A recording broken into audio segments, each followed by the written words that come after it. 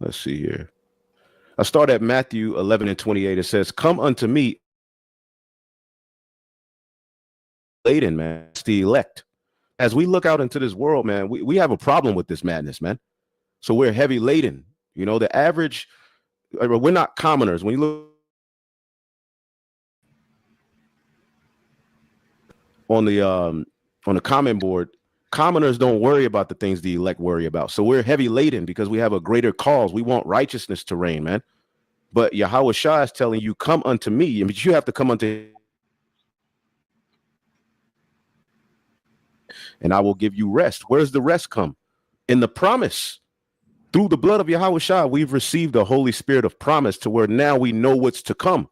But do you really believe in what's to come? If you really believed in what's to come, your mindset towards this life and your position in it and certain things you go through, you should have comfort through it.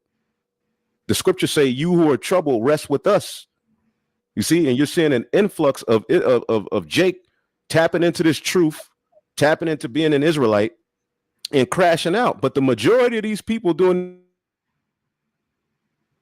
or just people hooked up online with somebody and it didn't work out. I guarantee you that's the mass majority of these, especially these women that are doing videos coming against the truth. They meet people or they get to be a part of these congregations and it didn't work out. And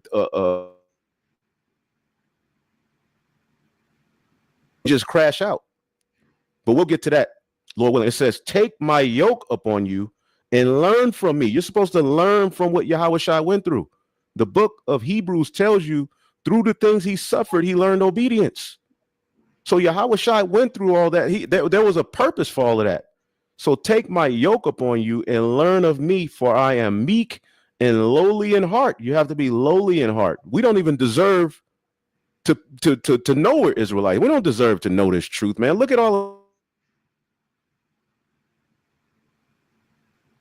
And ye shall find rest for your souls, for my yoke is easy and my burden is light. Now, I want to look up this word meek.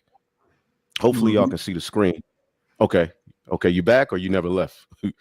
Oh, yeah, I was back real quick. Yeah, but, you know, just like you're saying, our people really think that they deserve the best of the best in this life when they absolutely deserve death. I mean, it's a gracious thing to even know the name Yahweh Bahashim Yahweh Shai. You should be jumping for joy considering the fact of all the wickedness that we've done.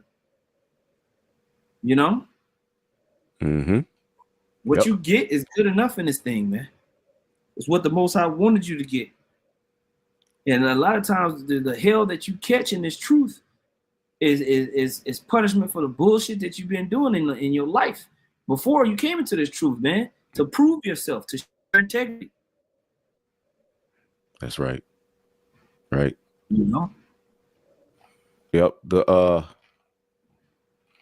word for meek is prahos. Now, when we hear meek, you know, we think of someone who's timid, gentle, mild, meek.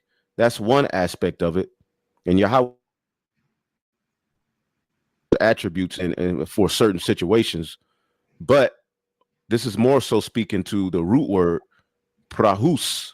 All right. Strong's G 4239. Praus. Thayer's Lexicon, related entry. Praas. Okay. It says mildness of disposition, gentleness of spirit, meekness.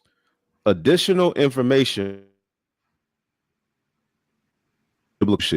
Meekness towards God is that disposition of spirit in which we accept his dealings with us as good. And therefore without disputing or resisting. And that's what the black culture didn't teach you that. That's how you have to come into the true culture to be cultivated in the ways of righteousness and to accept the Most High is dealing with you, even when it ain't good in your eyes, because you don't know what's good for yourself. Again, when we come into this truth, we got all kind of poison in us. Even unto this day, there's poison in you from Babylon. And the Lord is getting ready. He's going to put you through a situation to get that toxic poison out of you. But if you don't approach it with meekness, you're going to get mad. You go crash out. You go start to point the finger at everybody else. And then when it's all said and done, you through.